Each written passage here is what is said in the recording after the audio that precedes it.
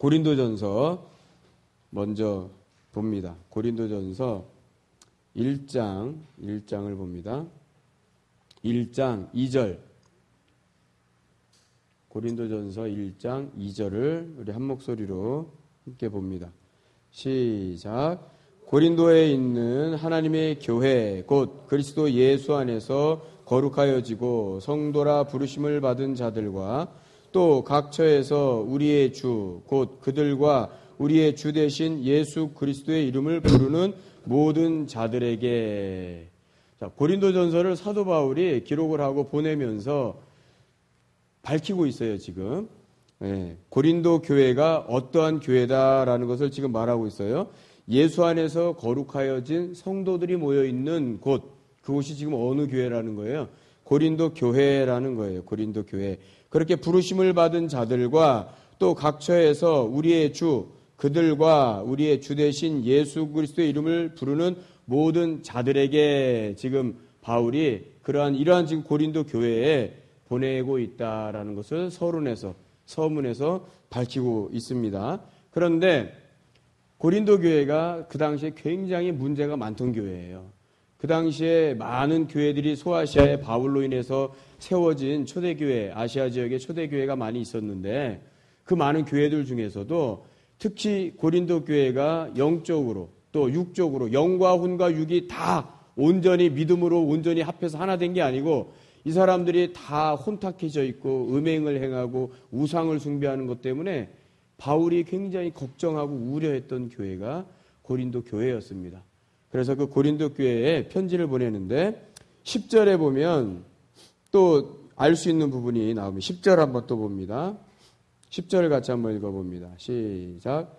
형제들아 내가 우리 주 예수 그리스도의 이름으로 너희를 권하노니 모두가 같은 말을 하고 너희 가운데 분쟁이 없이 같은 마음과 같은 뜻으로 온전히 합하라.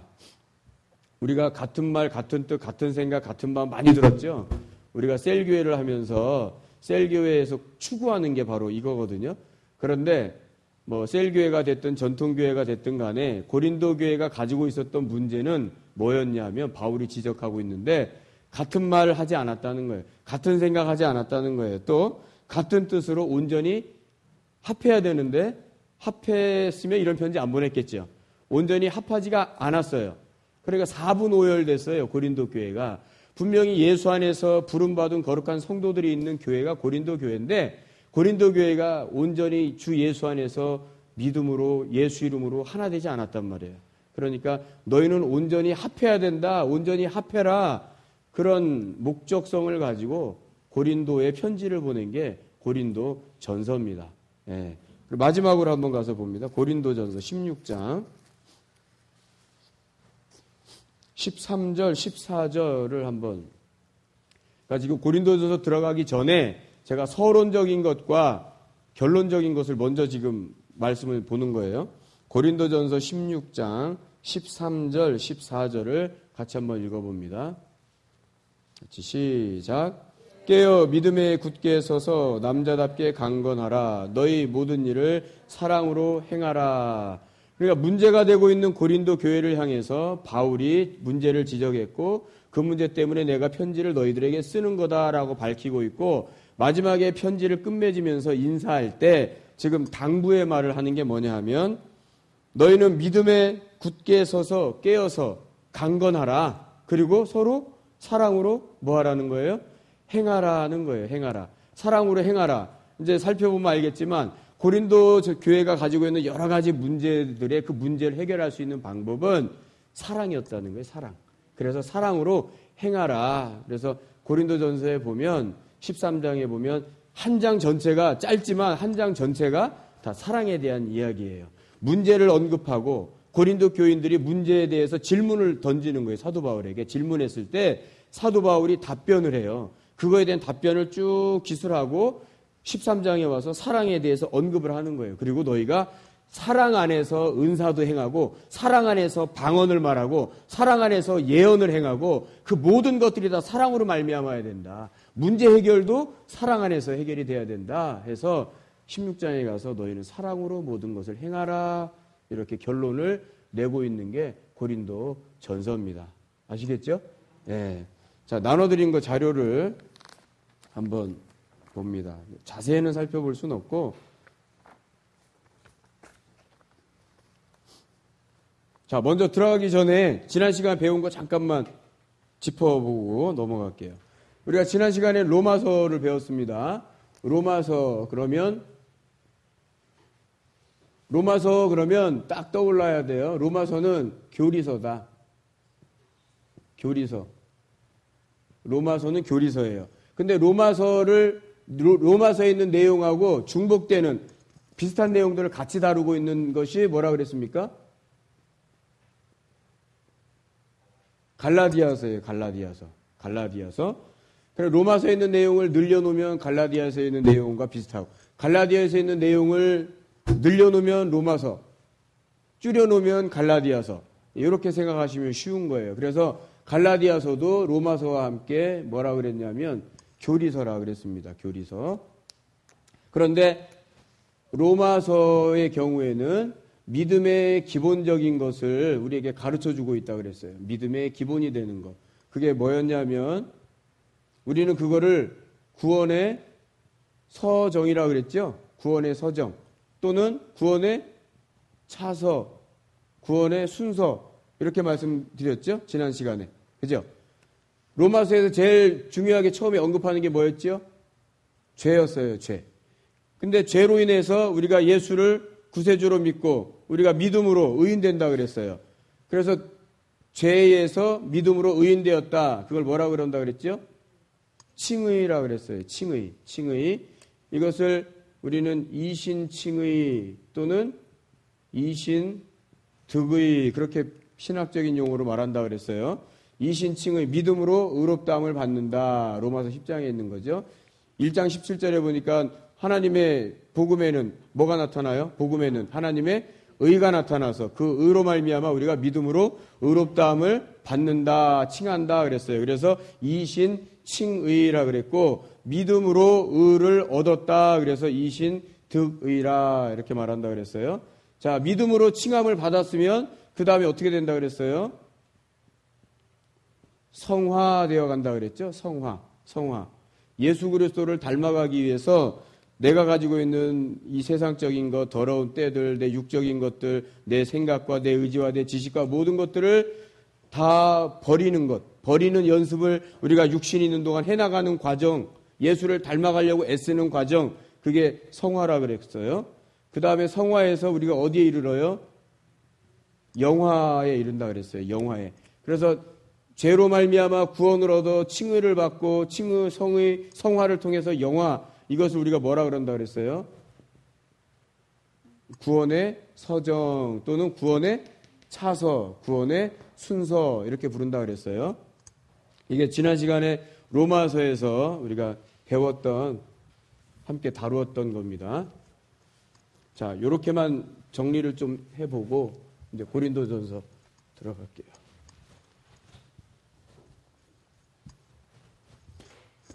자, 나눠드린 요 A4 자료에 보면 제일 뒤쪽에 보면 고린도에 관한 보충 자료가 하나 있습니다. 고린도에 관한 보충 자료. 그거를 한번 봐볼게요. 첫 번째 고린도 거기를 한번 같이 읽어볼게요. 첫 번째 고린도. A4로 된 거 보면 제일 뒷장에 8페이지, 9페이지가 있어요. 그 8, 9페이지가 보충 자료니까 그 8페이지에 1번 고린도라고 되어 있죠. 네, 그거를 한번 먼저 읽어봅니다. 고린도라는 도시가 지역이 어땠는가 한번 살펴보는 거예요. 먼저. 자, 같이 읽습니다. 시작. 뿌리라는 뜻이다. 아덴 서쪽 64km 지점에 위치해 있고 펠로폰네소스 반도에 위치한 아가야 주의 수도이다. 그러니까 고린도가 속한 그 지역의 큰 범위는 아가야라고 하는 주예요. 주. 우리로 말하면 경기도 그러면 경기도 안에는 뭐 서울시도 있고 인천시도 있고 수원도 있고 그렇잖아요. 그것처럼 아가야라고 하는 큰 지역에 있는 수도와 같은 도시가 고린도였어요. 항구 도시였습니다. 지중해 연안 국가들의 해상교통과 무역의 중심지였고 동시에 안전한 항해를 기원하는 각 나라와 민족의 우상들이 총집결한 그러니까 굉장히 화려하고 또 세련되고 이런 도시가 고린도였어요. 한창 번성할 때는 2만 명을 동시에 수용할 수 있는 야외 극장이 있었다. 이곳에서 고대 운동 경기 등도 치러지기도 했고 또 고린도에는 대략 1,000명 정도의 신전 여사제 1,000명의 여사제가 있는 신전이 있었어요. 사랑의 여신 아프로디테 신전이 있어 온갖 음행이 자행되기도 했다. 이게 고린도라는 도시의 간략한 정리인데 그 당시에 고린도에는 약 얼마나 아무튼 우리가 그동안 살펴봤지만 많은 로마 제국 시대에 큰 대도시들이 있었잖아요. 뭐 로마도 있었고 에베소도 있었고 고린도도 있었고 근데 안디옥도 있었고 한 5손가락 안에 들어가는 도시 규모라고 생각하시면 돼요. 굉장히 번성했던 항구 도시고 고린도를 꼭 거쳐서 로마나 마게도니아나 유대 지역, 가나안 지역으로 가기 위해서 중간에 머물렀다 가는 지역이 항상 고린도였기 때문에 재물도 많았고 문화적으로도 화려했고 특히 여기 앞으로 살펴본 것처럼 우상 숭배하는 것에 있어서는 둘째 가라면 서러울 정도로 타락했던 도시가 또 고린도였습니다. 근데 여기 보면 아프로디테라는 이제 신전이 있는데 그 아프로디테가 로마로 가면은 이게 비너스잖아요. 비너스. 다신, 다산 이런 아름다움, 미의 상징이기 때문에 제사를 하면은 꼭 이 신전에서 여사제들과 성관계들을 막 맺는 그러한 일들이 자행된 거예요. 고린도가 그런 일들이 굉장히 많았던 도시예요. 자, 4번째로 갑니다. 그 다음 페이지 넘어가서 4번에 보면 고린도 교회의 분쟁, 고린도 교회의 분쟁. 아까 우리가 고린도전서 1장 10절에 보면 같은 말, 같은 마음, 같은 뜻, 같은 생각을 안 했다 그랬어요. 온전히 합하지 않았다 그랬어요.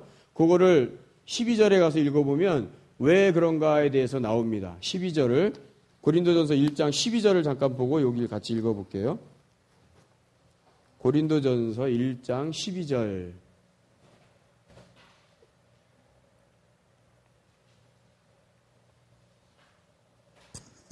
같이 읽습니다. 시작.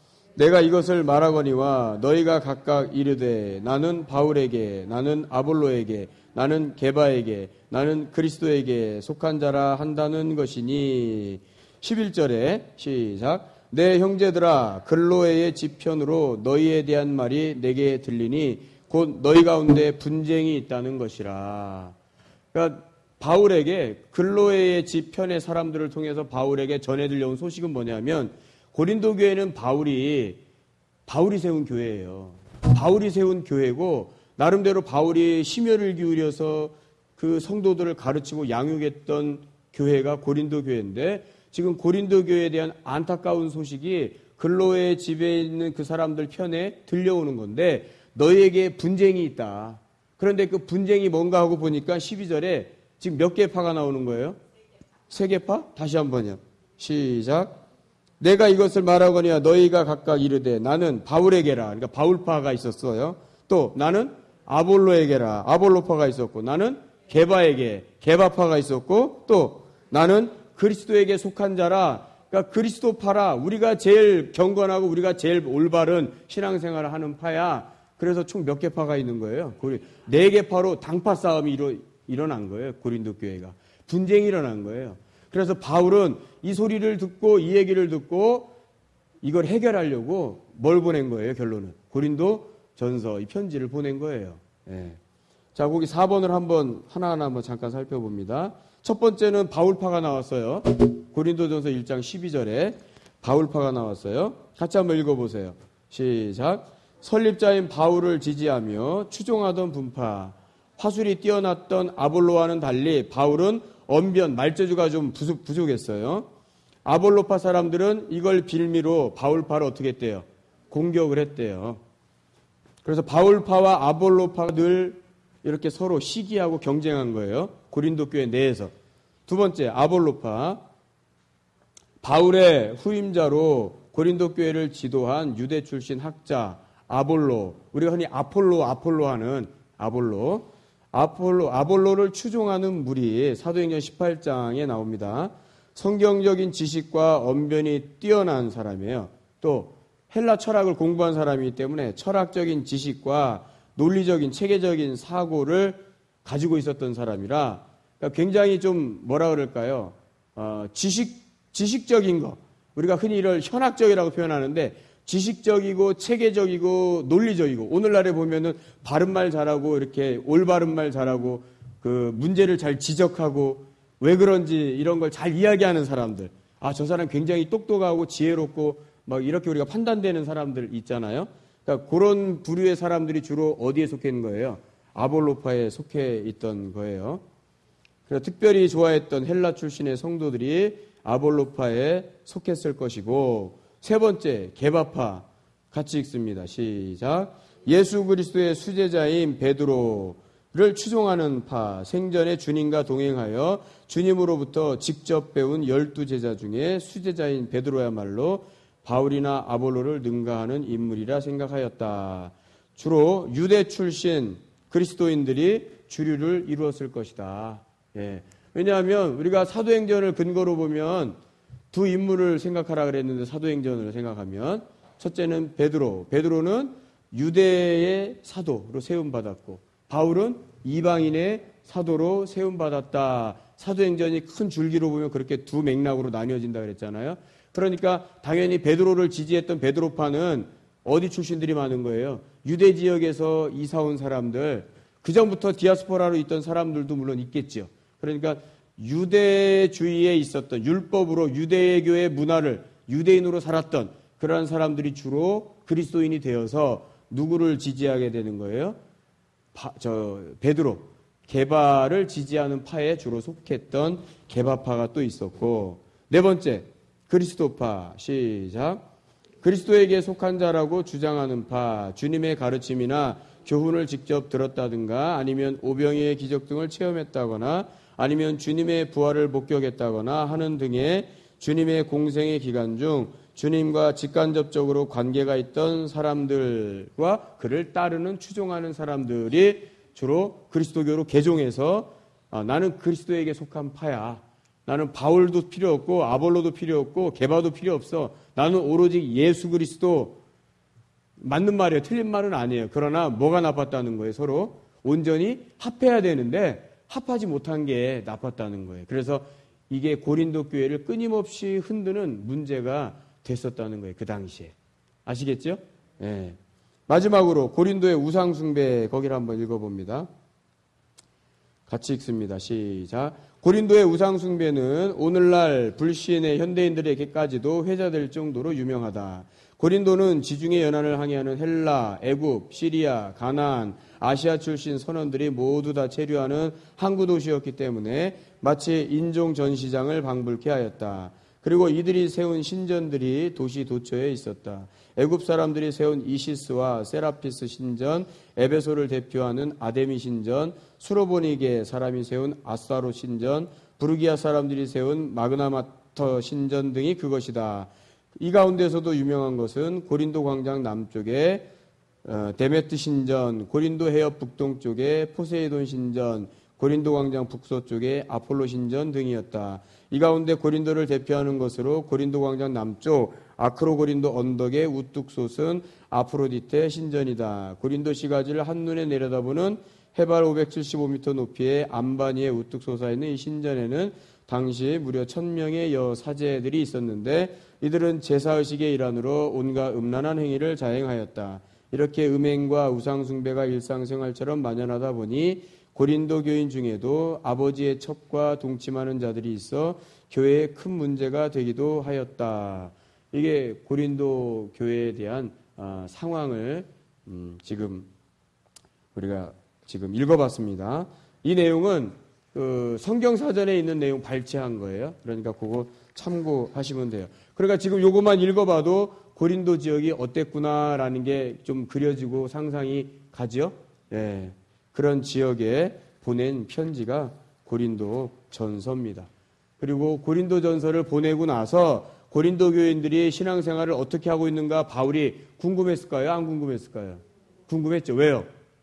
본인이 직접 나아서 영적으로 낳은 영적인 자녀들을 통해서 세운 교회가 고린도 교회였기 때문에 바울은 늘 물가에 내놓은 자식들 바라보는 것처럼 늘 불안불안 걱정됐단 말이에요. 왜냐하면 지금 우리가 읽은 것처럼 고린도가 어땠어요?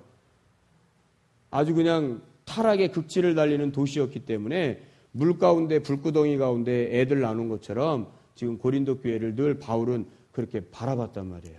그러고 나서 그거를 궁금해하니까 나중에 디도를 만나게 돼요. 마게도니아에서. 디도를 만나서 디도 편에 고린도 교회에 대한 이야기를 듣고 그러고 나서 또 보내게 되는 편지가 뭐예요? 고린도 후서예요. 고린도 후서. 그런데 고린도 후서는 내용이 조금 달라요. 고린도 전서는 굉장히 객관적인 거예요. 교회의 여러 가지 문제들에 대해서 지적한 것, 또 그들이 질문한 것에 대한 답변.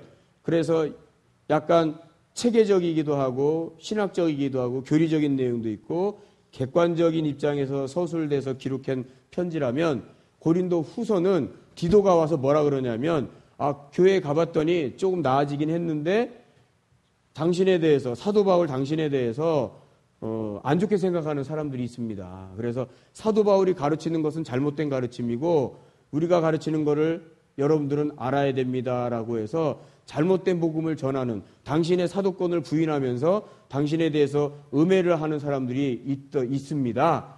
그래서 사도 바울이 그 얘기를 듣고 안 되겠구나. 다시 자신에 대해서 정당하다. 나는 정당한 사람이야. 그래서 사도권에 대한 변증을 길게 써서 보내는 편지가 고린도 후서예요. 그런데 거기에는 굉장히 개인적인 감정이 들어가요. 사도 바울이 화가 났어.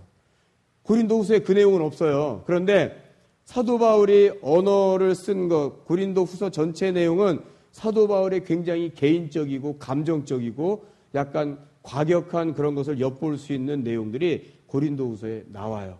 그러니까 답답한 거예요. 내가 사도인데 왜 나를 자꾸 음해하냐? 왜 나를 자꾸 나에 대해서 반대를 제기하냐? 그거에 대한 것을 강하게 변론하는 내용이 고린도 후서입니다. 그러니까 고린도전서는 객관적인 거고 고린도 후서는 극히 주관적이고 개인적인 내용의 내용들이 많아요. 아시겠죠?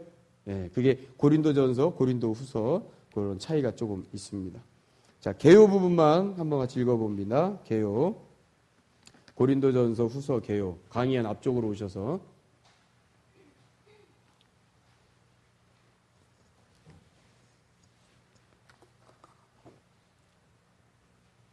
자, 같이 한번 읽어봅니다. 시작. 헬라 최고의 상업도시요 항구도시였던 고린도는 물질적으로 번성하였지만 우상숭배와 도덕적인 타락이 만연하여 그 여파가 교회에까지 미쳤다. 그래서 당시 교회들 가운데 가장 말도 많고 탈도 많던 교회가 바로 고린도 교회였다.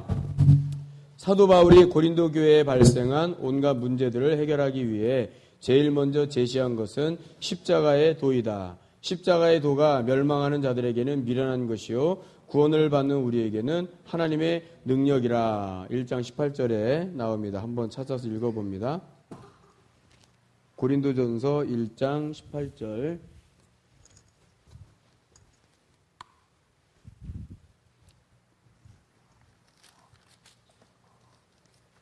같이 읽어봅니다. 시작. 십자가의 도가 멸망하는 자들에게는 미련한 것이요 구원을 받는 우리에게는 하나님의 능력이라. 그래서 바울은 고린도 교회의 문제를 해결할 수 있는 것, 너희가 아까 1장 2절에서도 밝힌 것처럼 너희는 하나님께로 부르심을 받은 예수 안에서 거룩한 성도로 부르심을 받지 않았느냐. 너희가 살아갈 수 있는 방법은 오직 뭐밖에 없다. 십자가의 도밖에 없다. 그걸 이야기하고 싶은 거예요, 바울은. 그래서 멸망하는 자들에게는 십자가의 도가 미련한 것처럼 보일지라도 구원을 얻는 우리에게는 뭐예요? 그 십자가의 도가 하나님의 능력이 된다는 거예요. 할렐루야. 저와 여러분들에게는 십자가의 도가 주님이 가신 그 길을 가는 것, 그의 말씀 따라 그 길 가는 것이 우리에게는 능력이 되는 줄로 믿으시기 바랍니다. 할렐루야. 고린도 교회 교인들도 십자가의 도를 붙잡았어야 되는 거예요. 그런데 그들이 십자가의 도를 못 붙잡았기 때문에 사분오열됐던 거죠. 그러니까 사람을 쫓아간 거예요. 그러니까 사도 바울이 고린도전서 2장 하반절과 3장에 보면 육신에 속한 사람과 육에 속한 사람과 신령한 사람에 대해서 이야기를 합니다. 그 이야기를 하는 이유는 바로 이것 때문에 그런 거예요. 너희는 신령한 자라 이거예요. 신령한 자가 되어서 십자가의 도를 네가 분별하고 알아서 그 길을 가야 된다. 그런데 네가 육신에 속해 있고 또 육에 속해 있기 때문에 지금 이 우리 교회가 고린도 교회가 이렇게 지금 사분오열될 수밖에 없다. 그 이야기를 하는 겁니다. 자, 계속 강의안을 읽습니다. 자, 바울은 우리를 위해 고초를 겪고 십자가를 지신 그리스도의 사랑과 희생 정신을 생각한다면 교회의 문제는 자연히 해결될 것을 확신했다. 그래서 아까 고린도전서 16장 13절 14절에 보니까 14절에 뭐라 그랬어요? 결론적으로 끝인사를 하면서 너희는 사랑으로 모든 것을 행하라 그랬어요. 사랑으로 모든 것을 행하라. 그러니까 십자가의 도로 가고 있는 사람은 끝에 가서는 뭐로 행할 수 있다는 거예요? 사랑으로 행할 수 있다는 거예요. 사랑으로. 믿음, 소망, 사랑 중에 다 없어진다 할지라도 뭐는 끝까지 남아요? 사랑은 끝까지 남는다는 거죠. 그래서 사랑으로 너희들이 행해야 된다. 그것을 몸소 보여주신 분이 누구냐? 예수 그리스도시다. 그래서 그 유명한 사랑장 13장을 통해 교훈하고 있다. 그리고 결론부에서 다시 한번 깨어 믿음에 굳게 서서 사랑으로 행하라라는 말씀으로 끝맺고 있습니다.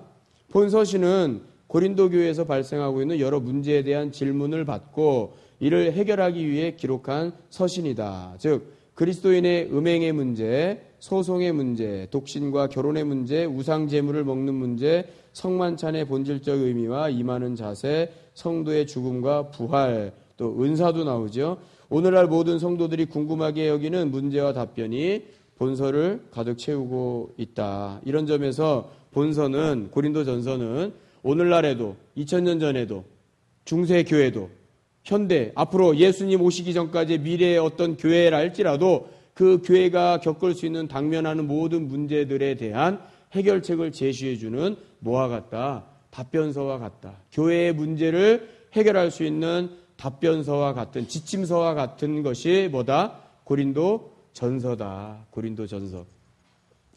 여러분 교회는 어떤 교회가 있습니까? 교회는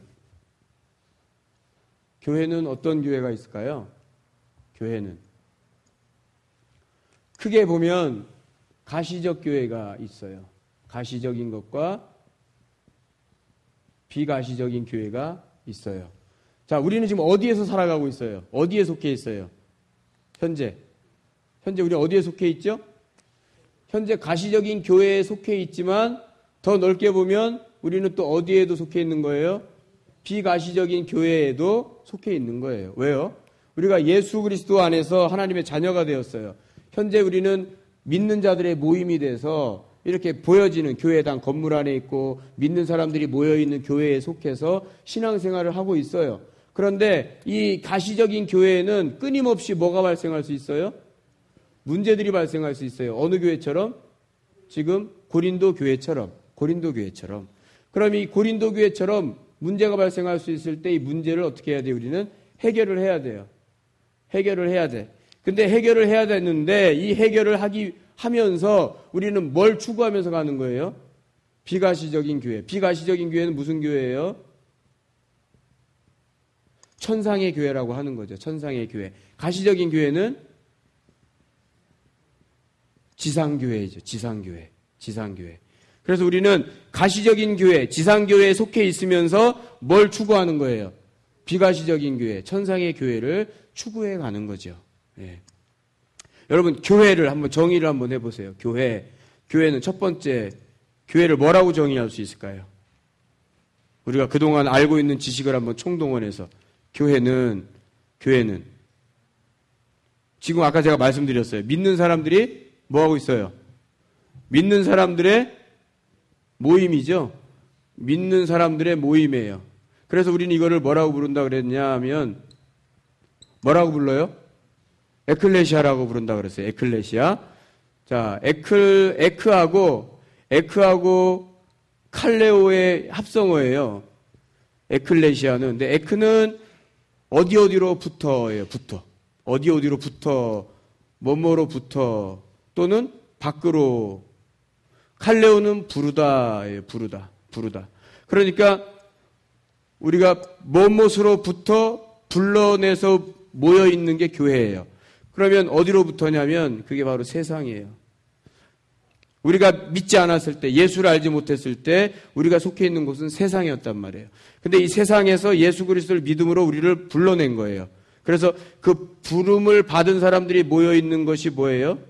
이 교회예요. 그러니까 이거는 에클레시아라는 것은 지금은 교회라는 고유명사로 딱 고정되어 있지만 원래 뜻은 뭐예요? 세상에서 불러내다라는 뜻. 세상에서 불러낸 모임 말이에요.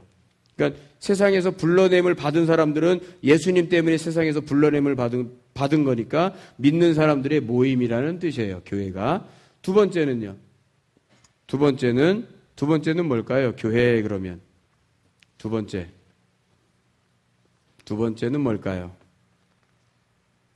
한번 생각을 한번 해보세요. 저와 여러분들은 누구를 주로 모셨죠? 요거를 얘기하면 바로 나와야 돼요. 믿는 사람들, 누구를 믿는 거예요? 예수 그리스도를 믿는 거예요. 예수 그리스도를 뭐로 믿어요? 나의 주로, 주인, 로드, 나의 주로 모시는 거예요. 그래서 예수 그리스도를 나의 주로 부르는 사람들의 모임이 뭐예요? 그게 교회지요. 세 번째는요? 세 번째, 교회 하면은 세 번째로 한 몸이에요. 한 몸. 자, 우리 성경을 한 군데 한번 찾아볼게요. 고린도전서 12장 27절 한번 보세요. 고린도전서 12장 27절.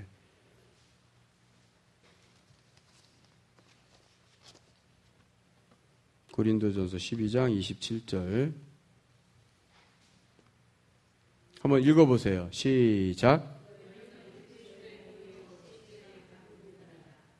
예, 우리가 믿는 사람들인데 믿는 사람들은 누구의 몸의 지체래요? 그리스도의 몸의 지체라 그랬어요. 또 골로새서 하나 더 보세요. 골로새서 1장 18절. 골로새서 1장 18절.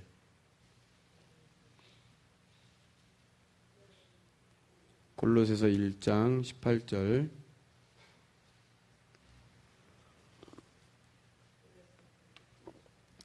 같이 읽어보세요. 시작.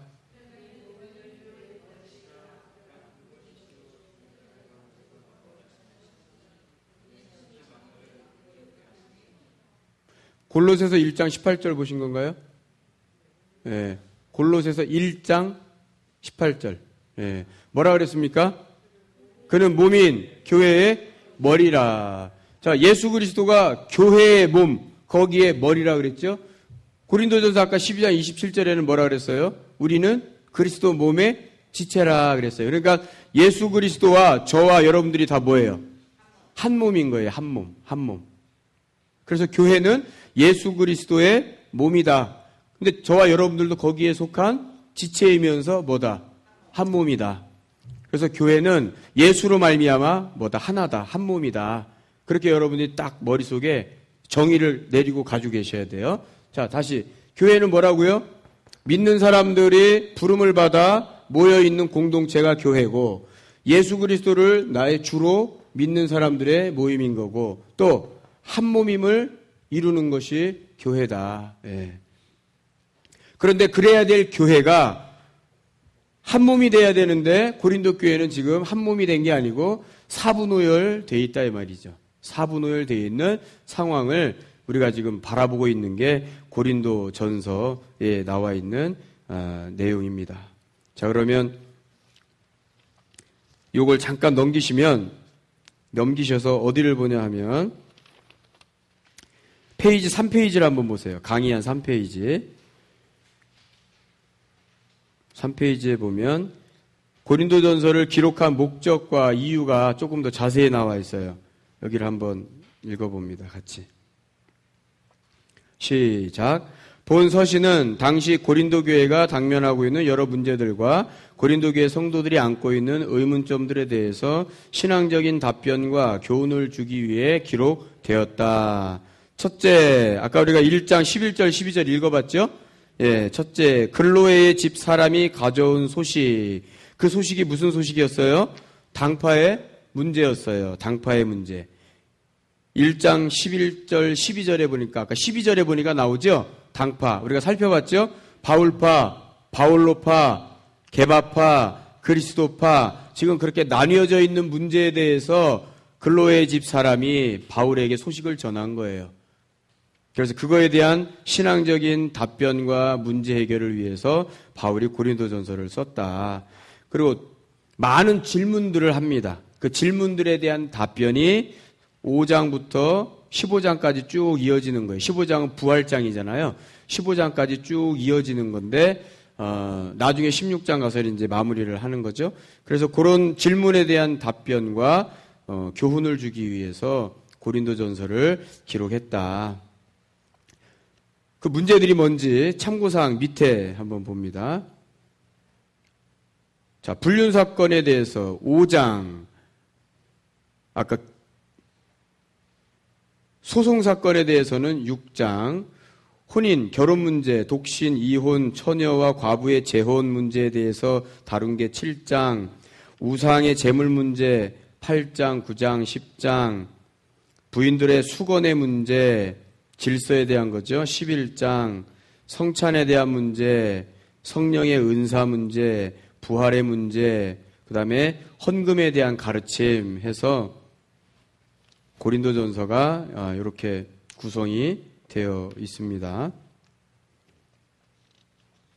자, 5번 여기까지만 하고 잠깐 화장실 잠깐 쉬겠습니다. 5번을 같이 한번 읽어보세요. 기록 장소와 수신자. 시작. 본 서신에는 바울이 현재 자신이 에베소에 머물고 있음을 밝히고 있다.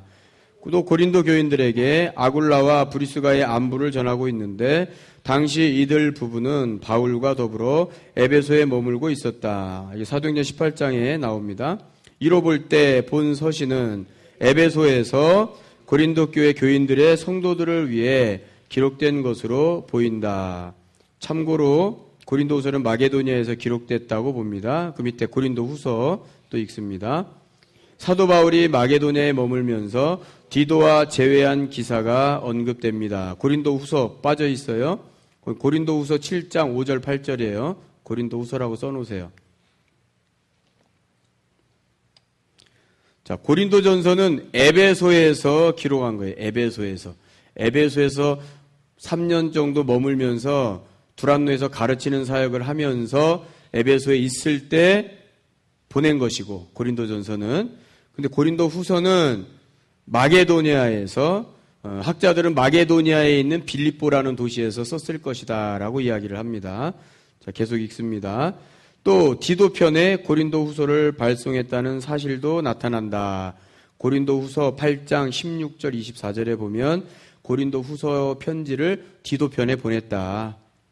뿐만 아니라 예루살렘 교회를 위한 헌금, 모금에 마게도냐 사람들도 적극 참여한 사정을 상세하게 기술하고 있다. 고린도후서 8장 1절, 9장 2절, 4절.